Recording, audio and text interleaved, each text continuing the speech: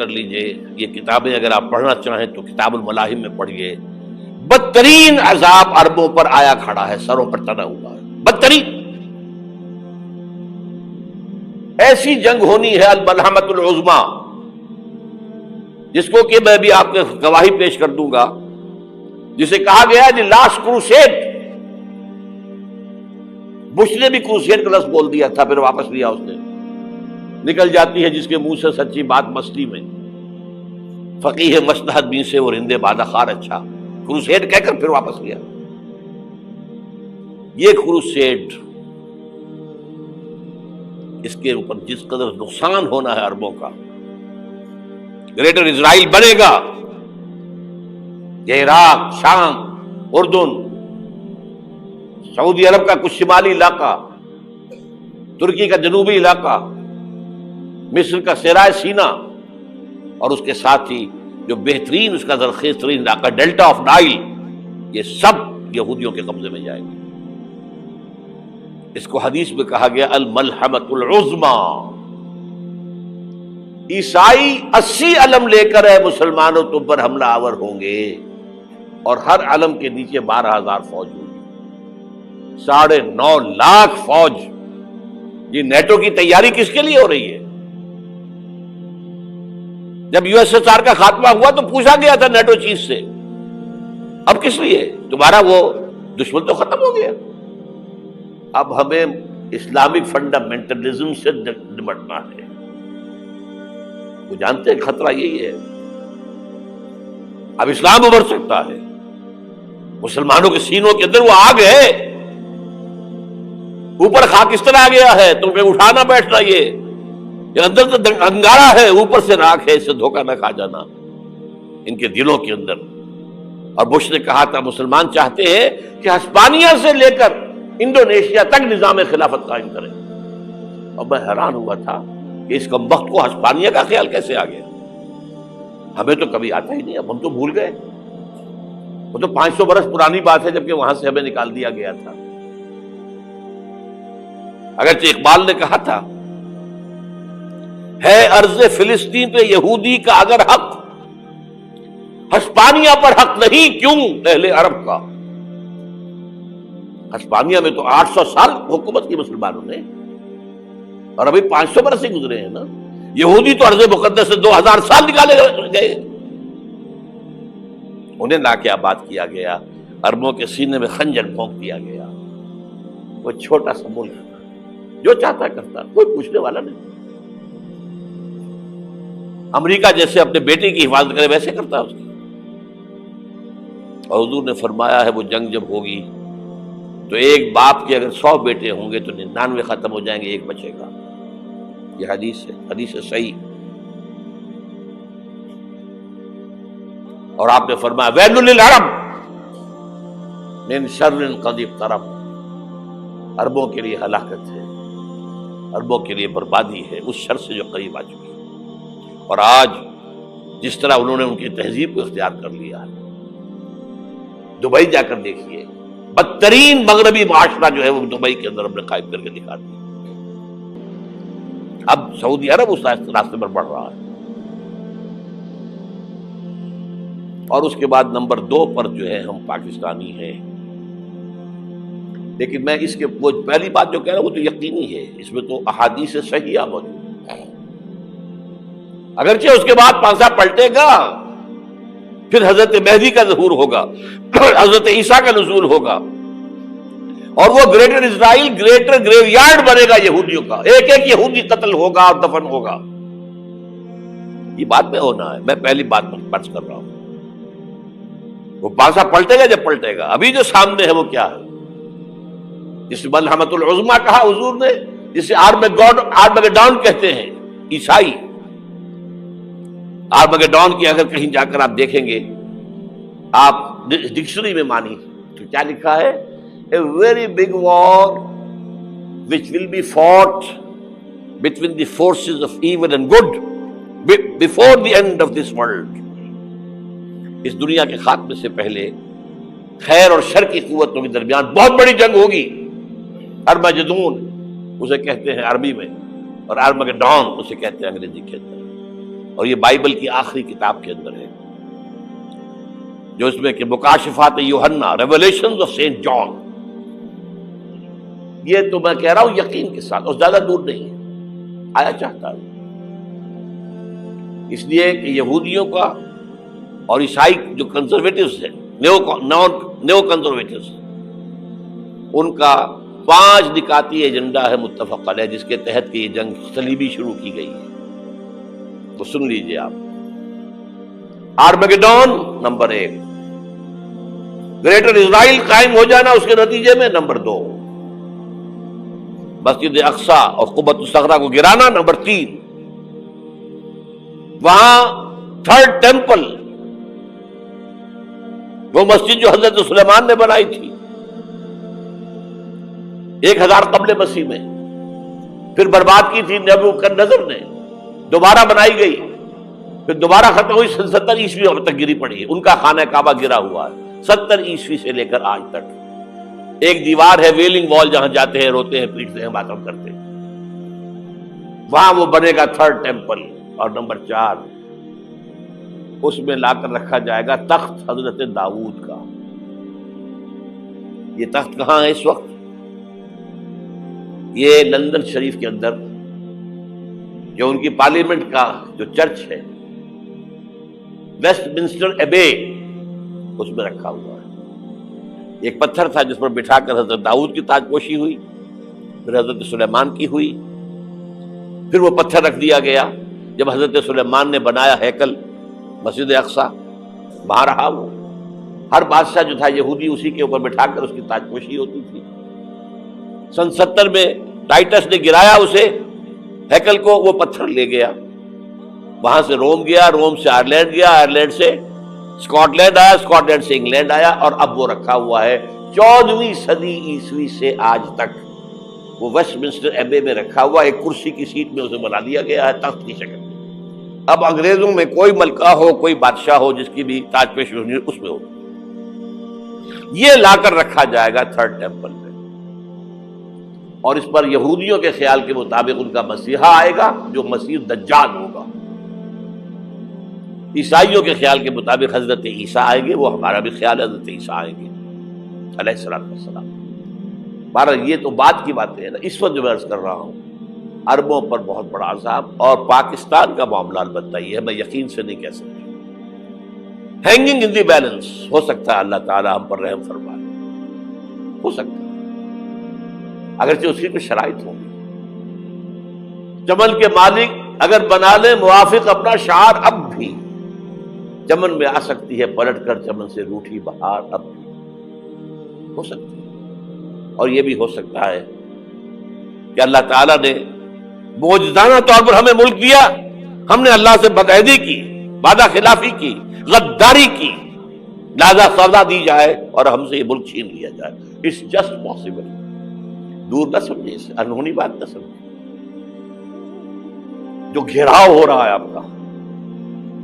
آپ کے مغرب میں نیٹو فورسز اور مشرق میں بھارتی فورسز گدھوں کی طرح بیٹھے ہوئے انتظار کر رہے ہیں پاکستان اور ڈسٹیبلائز ہو جائے، یہاں اور بدامنی ہو جائے. اب لاہور میں پھر آج دھماکے ہو گئے ہیں. 2 دن پہلے کا دھماکہ میں سہ کے آیا ہوا ہوں، آپ کے سامنے بیٹھا ہوں.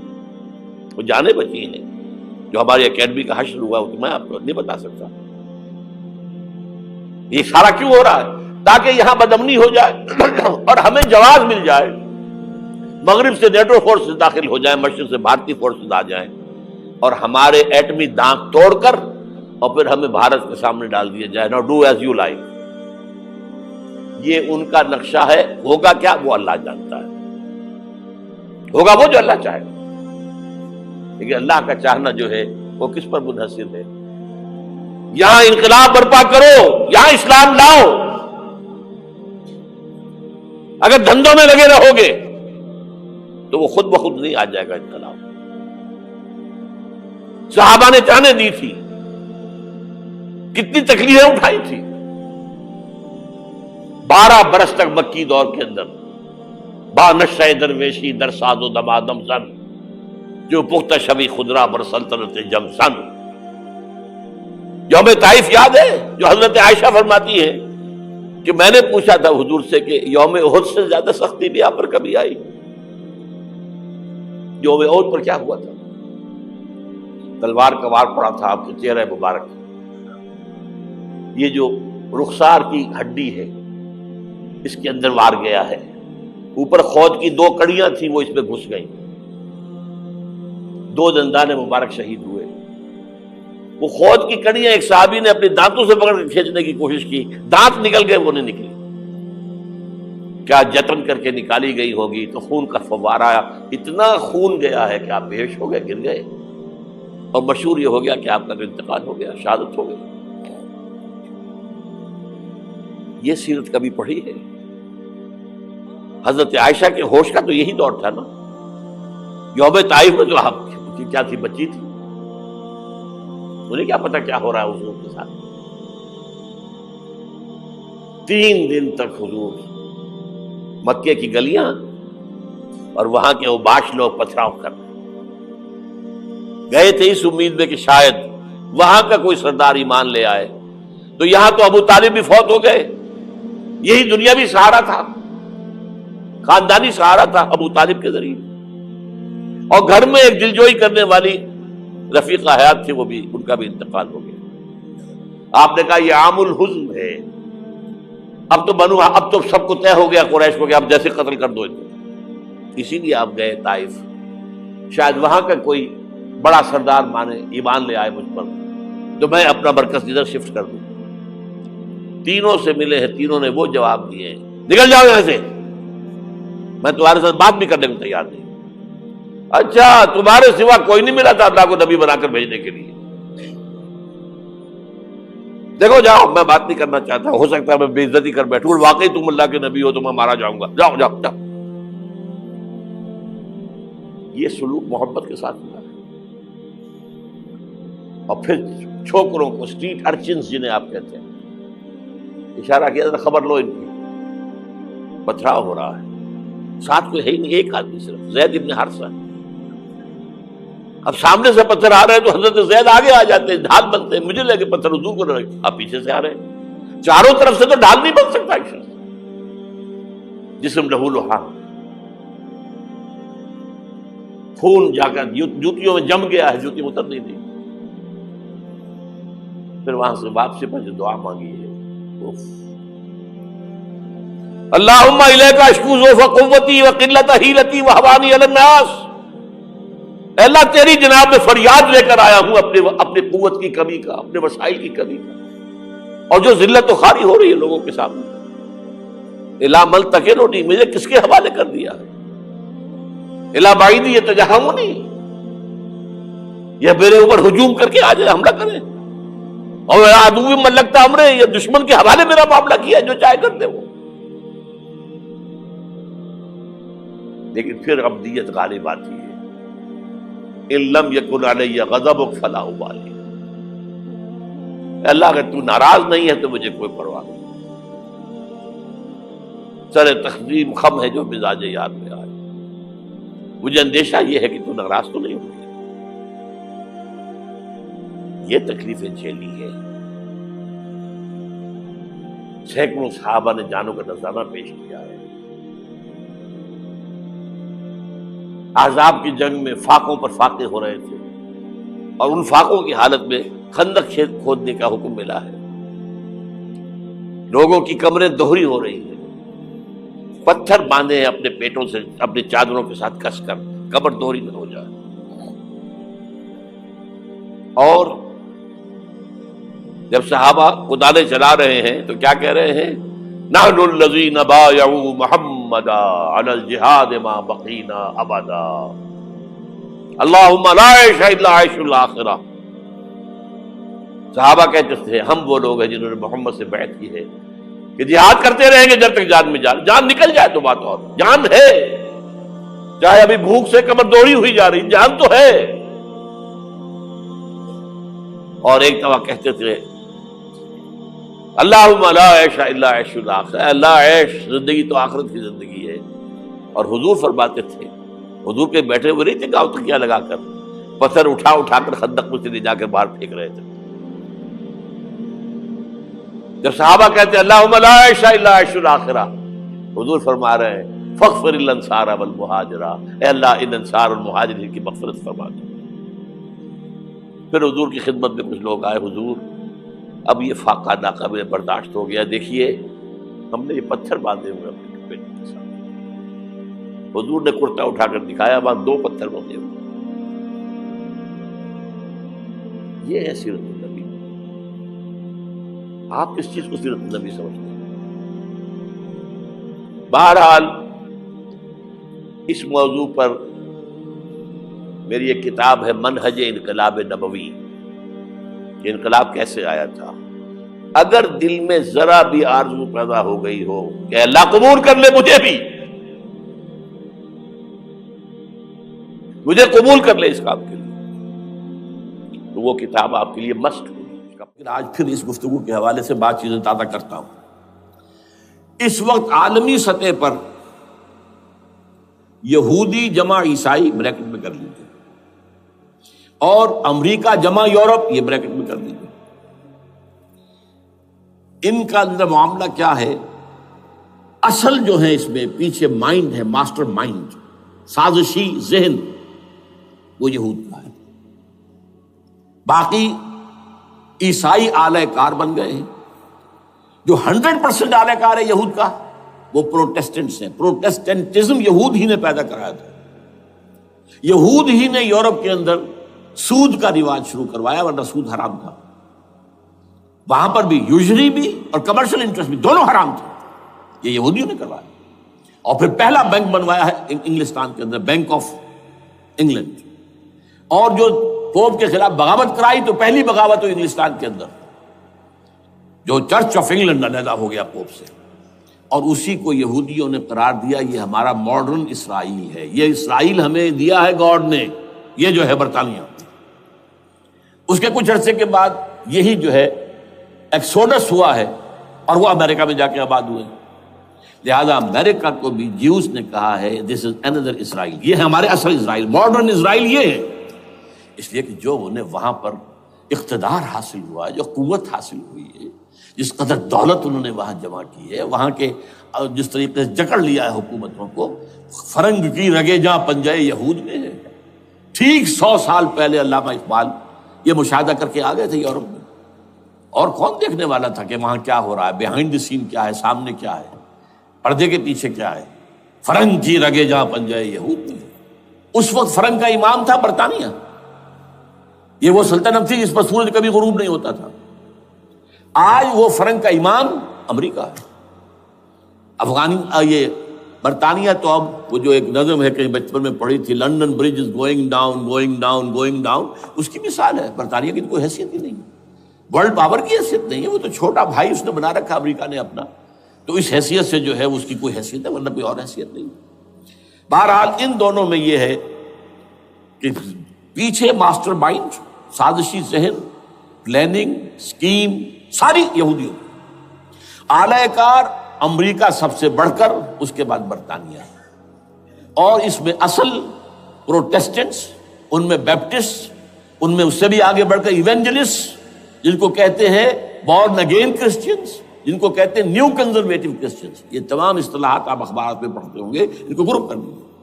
یہ اصل اعلی کار، ان کو ایک نیا نام دیا گیا ہے کرسچین زائنسٹ۔ ایک یہودی زائنسٹ ہیں، سارے یہودی زائنسٹ نہیں ہیں، بہت سے یہودی ہیں جو یہ زائنسٹ کے مخالف ہیں۔ چنانچہ میری ہیوسٹن میں ملاقات ہوئی تھی ڈاکٹر وشو گرانڈ، بہت بڑا پروفیسر ایمیریٹس یہودی، لیکن یہ کہ اس نے کہا، بڑے اجتماع میں کہا، ہمارا اجلاس تھا وہاں پر، ہم نے یہ جو ہے بلایا تھا ایک یہودی، ایک عیسائی اور ایک مسلمان، تینوں جو ہے وہ تقریریں کریں۔ انہوں نے کہا تھا کہ وی آر ناٹ سپورٹنگ اسرائیل۔ اس نے وہ عیسائی جو آیا ہوا تھا پروفیسر، اس کی طرف they are supporting Israel, we are not supporting Israel. اسی طرح میری جو ہوئی تھی round table conference, round table, اس میں ایک یہودی پروفیسر تھے، وہ ہسٹری کے پروفیسر، میں نام بھول رہا ہوں ان کا، انہوں نے کہا آئی ایم اینٹی زائنزم، میں زائنزم کے خلاف ہوں۔ تو زائنزم جو ہے اصل میں ایک سیکولر یہودیوں کی تحریک ہے، اور اس کے سب سے بڑے سپورٹرز کرسچین زائنسٹ وہ امریکہ میں بیٹھے ہوئے۔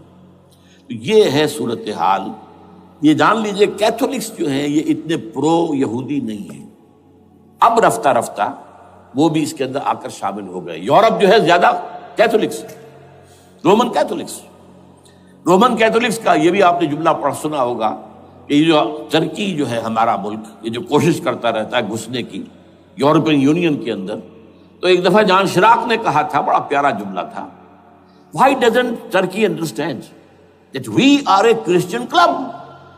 یہ ہماری جو یونین ہے یورپین، یہ تو کرسچین کلب ہے، وہ مسلمان ہے، وہ کس وجہ سے آنا چاہتا ہے بندہ، کیوں تو خود داخل ہونا چاہتا ہے؟ Why doesn't Turkey understand that we are a Christian club؟ لیکن یہ ہے رومن کیتھولکس، اور ان کا میں بعد میں آپ کو بتاؤں گا۔ یہی آپ کو معلوم ہے کہ یورپ نے عام طور پر اسرائیل کا اتنا ساتھ نہیں دیا جتنا جو امریکہ دیتا رہا ہے، اور کسی درجے میں ان کے دلوں میں سافٹ کارنر جو ہے عرب فلسطینیوں کے لیے بھی رہا ہے۔ یہ معاملہ ایران کے بارے میں بھی رہا ہے، جس قدر اسٹرانگ ایکشن امریکہ لینا چاہتا ہے، یہ جو ہے اس کے ساتھ نہیں ہے۔ تو یہ تھوڑا سا فرق ہے، وہ میں اس کا ایک بنیاد بعد میں بتا دوں گا آپ کو۔ بہرحال ان کا ایک جو ایجنڈا ہے وہ دو، سمجھیے کہ دو اس کے نکات ہیں، دو رسیوں کے مانند یہ آپس میں بٹا ہوا ہے۔ پہلا، عالم اسلام کے مادی اور مالیاتی وسائل، خصوصاً تیل پر قبضہ، یہ ان کا دنیاوی اعتبار سے، دولت کے اعتبار سے، وسائل کے اعتبار سے اس وقت کا ایجنڈا ہے۔ ویسے تو اس سے اوپر وہ چاہتے ہیں پوری دنیا پر، وہ تو بعد کی بات ہے، لیکن ابھی نہ وہ روس کو چھیڑ رہے ہیں نہ چین کو چھیڑ رہے ہیں۔ چین تو ان کا سب سے بڑا جو ہے بزنس پارٹنر ہے، سب سے بڑا، اور چین کو رفتہ رفتہ وہ اپنی لائن پر لا رہے ہیں۔ اب تو صرف یہ کہ وہ ایک پارٹی گورنمنٹ وہاں رہ گئی ہے جو کہ کمیونزم کے دور کی یادگار ہے، باقی ان کی جو اکانومی ہے وہ تو آ چکی ہے اسی رخ کے اوپر جو یورپ کی ہے، مغرب کی ہے۔ نمبر دو ایجنڈا کیا ہے؟ دنیا میں کہیں بھی اسلام کے بحیثیت ایک نظام زندگی ظاہر ہونے کا کوئی موقع نہیں دینا۔ We have to nip the evil in the bud at any cost۔ یہ ان کے ایجنڈے کا دوسرا بڑا ہے۔ یہ دو ہے انٹرٹوائنڈ، جیسے آپ لڑیوں کو بٹ دے کر رسی بناتے ہیں، ایسے یہ دو لڑیے ہیں۔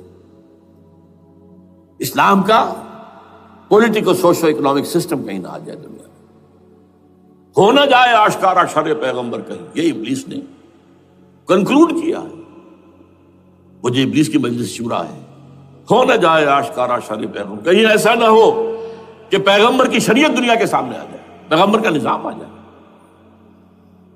الحذر،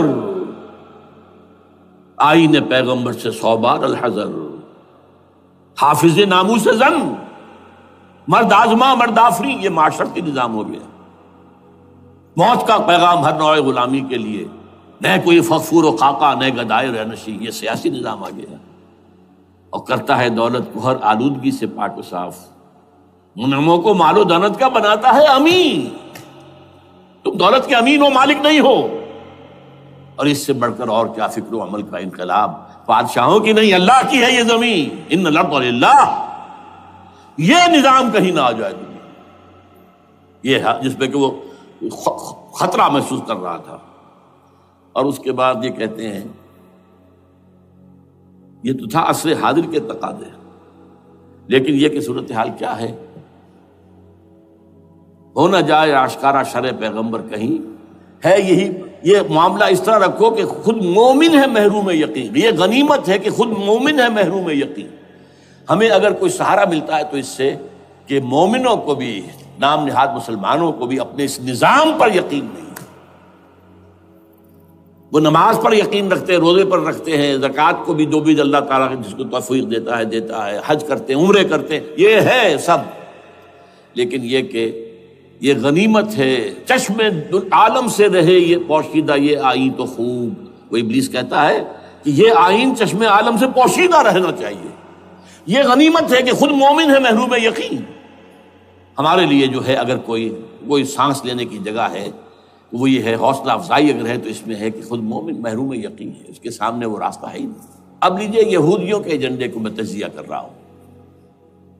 سب سے پہلے world bank, IMF، globalisation, TRIPS, ان تمام ہتھ کنڈوں کے ذریعے عالمی مالیاتی استعمار جو بظاہر امریکہ کا ہوگا حقیقتاً یہود کا ہوگا۔ یہودیوں کے نزدیک پوری نوع انسانی حیوانوں کے مانند ہے۔ They are not human beings, they are goyim, they are gentiles. یہ انسانی شکل میں حیوان ہیں، اور جیسے حیوانوں کو ایکسپلائٹ کرنا، استعمال کرنا انسانوں کا حق ہے۔ گھوڑے کو آپ باندھتے رہے ہیں نا ٹانگے کے آگے، اور بیلوں سے آپ ہل جتواتے رہے ہیں، تو جیسے یہ حق ہے ایسے ہمارا حق ہے پوری دنیا کے جو ہے وسائل ان کو کھینچے۔ ہاں جیسے گھوڑے اور بیل کو بھی کوئی نہ کوئی دانہ تو ڈالنا پڑتا ہے، چارہ تو دینا پڑتا ہے، تو ان کو بھی کچھ دو۔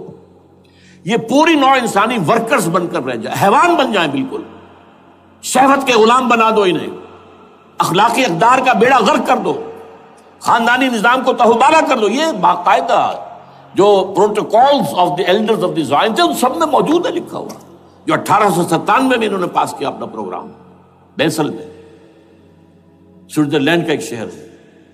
Protocols of the elders of the Zion, ان کو حیوان بنا دو، بس حیوانوں سے کام لیتے رہو۔ ہاں ان کی کمائی کا کچھ حصہ ان کے لیے چھوڑ دو، وہ بھی زندہ رہیں، وہ بھی آخر کام کیسے کریں گے، اور اصل جو ہے ملائی کھینچ دو اپنے اس نظام کے ذریعے سے۔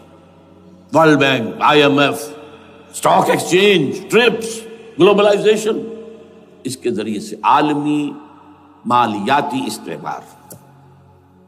نمبر 2، ایک ہے ان کا ایجنڈا، یہ تو عالمی ہے، دوسرا ایجنڈا کیا ہے؟ وہ لوکل ہے۔ وہ کیا ہے؟ گریٹر اسرائیل کا قیام، جس میں مصر کا سارا زرخیز علاقہ شامل ہوگا، جو ڈیلٹا کا علاقہ کہلاتا ہے اس کا، جہاں کے اس وقت کے بادشاہ نے، حضرت یوسف علیہ السلام کے زمانے کے بادشاہ نے، وہ فرعونہ کے خاندان میں سے نہیں تھا، وہ عرب تھا، عربوں ہی سے کسی وقت کوئی قوم آئی تھی جو کہ مصر پر قابض ہو گئی تھی، اس نے حضرت یوسف کے خاندان کو لا کے وہاں آباد کیا۔ بہترین جشن کا علاقہ کہلاتا ہے، بہترین۔ وہ کہتے ہیں ہمارا ہے، ہم رہے وہاں پر کئی سو برس تک رہے، عراق ہمارا ہے، وہاں ہمیں قید میں رکھا گیا، نبوکدنضر لے گیا تھا۔ عرب کا شمالی حصہ جو ہمارا ہے، وہاں خیبر میں یہودی قلعے تھے، اور وہاں مدینے کے اندر جو ہے 3 قبیلے یہودی تھے جنہیں محمد نے صلی اللہ علیہ وسلم وہاں سے نکال باہر کیا تھا۔ یہ جارڈن وارڈن، یہ ترکی کا بھی کچھ حصہ ہمارا ہے، باقی پورا لبنان اور پورا فلسطین، یہ سب اس کے اوپر بنے گا ایک greater Israel. This is there local agenda, اور اس کے لیے ضروری ہے ایک بہت بڑی جنگ، ایسے آسانی سے نہیں ہو جائے گا۔ آرمگڈون، جس کو حضور نے فرمایا الملحمۃ العظمیٰ، الملحمۃ الکبریٰ، بہت بڑی جنگ، جس کی خوفناکی اور تباہ ناکی کا اندازہ اس سے کیجئے۔ حضور فرماتے ہیں کہ اگر ایک باپ کے 100 بیٹے یا ایک دادا کے 100 پوتے ہوں گے تو ان میں سے 99 ختم ہو جائیں گے، ایک بچے گا۔ اور ایک جگہ فرماتے ہیں اتنی اموات ہوں گی، اتنی لاشیں ہوں گی کہ ایک نفاست پسند پرندہ جو ہے، جو گندگی پہ نہیں اترنا چاہتا، ایک تو ہے یہ کوے، چیلیں، گدھ، وہ تو گندگی ہی کی تلاش میں ہے مردار کھانے کے لیے، وہ تو لاشوں کو نوچ رہے ہوں گے۔ وہ پرندہ جو ہے نفاست پسند پرندہ، وہ نہیں اتر سکے گا، اڑتا اڑتا چلا جائے گا، لیکن لاشوں کا سلسلہ ختم نہیں ہوگا، یہاں تک کہ تھک ہار کر لاشوں پر گر جائے گا۔ یہ دور نہیں ہے، اس لیے کہ اس پر متفق ہیں یہودی بھی اور عیسائی، پروٹسٹنٹس، عیسائی اس کے اوپر پوری طرح متفق ہیں۔ آرمگڈون، جسے آپ 3rd ورلڈ وار کہہ لیں، الملحمۃ العظمیٰ کہہ لیں، الملحمۃ الکبریٰ کہہ لیں، حضور کے الفاظ میں یہ آئے گی۔ اس کے نتیجے میں گریٹر اسرائیل بنے گا۔ نمبر 3، پھر بنے گا 3rd ٹیمپل، جو ٹائٹس نے گرا دیا تھا 70 میں، سن 70 عیسوی، جسے گرے ہوئے کتنا عرصہ ہو گیا؟ 2008، اندازہ کر لیجئے 1800 کتنے برس ہو چکے۔ وہ دوبارہ بنائیں گے 3rd ٹیمپل، اور اس کے لیے مسجد اقصیٰ کو گرائیں گے، اور ڈوم آف دی راک، قبۃ الصخرہ، وہاں لا کر پھر اس میں کنگ ڈیونز تھرون لا کے رکھا جائے گا، یہ بھی میرے علم میں پہلی مرتبہ اسی ٹرمپٹ رسالے سے آیا. وہ کیا ہے؟ حضرت داؤد کا. آج سے کتنے ہزار سال پہلے کی بات ہے، اندازہ کیجیے. 1000 قبل مسیح، اور یہ اب 2000 ہو گیا عیسوی، 3000 برس تو ہو گئے. وہ کیا تھا؟ ایک پتھر تھا جس پر بٹھا کر حضرت داؤد کی تاج پوشی کی گئی تھی. پھر اسی پر حضرت سلیمان کی تاج پوشی ہوئی، پھر اسی پر ان کے بادشاہ آتے رہے، تاج پوشی ہوتی گئی. ٹائٹس نے جب گرایا ہے سن 70 عیسوی میں، یروشلم کو برباد کیا، 1,33,000 یہودی ایک دن میں قتل کیے، ایک دن میں، باقی نکال دیا، بھاگ جاؤ یہاں سے. اس کو کہتے ہیں diaspora that started in 70 AD. یہ منتشر ہو گئے، جس کا جہاز سنگھ سمایا چلا گیا، یورپ میں چلے گئے، شمالی افریقہ میں، مسلمان ملکوں میں، انڈیا میں آ گئے، ایران میں آ گئے، سب جگہ وہاں سے نکال دیے گئے، ڈائسپورا. بہرحال وہاں سے وہ ٹائٹس وہ پتھر لے گیا، وہ روم میں لے گیا. روم سے کسی طرح وہ آئرلینڈ پہنچ گیا. آئرلینڈ پیور کیتھولک ملک ہے، آپ کو معلوم ہوگا، اور وہاں پر پروٹیسٹنٹس کی اور کیتھولکس کی جنگیں ہوتی رہتی ہیں. کبھی بھی شیعہ سنی مسلمانوں کی اس طور سے خانہ جنگی نہیں ہوئی ہے جیسے کہ وہاں ان دو عیسائیوں میں، کیتھولکس اور پروٹیسٹنٹس میں ہوتی ہے. وہ رومن کیتھولک ملک ہے بیچ میں.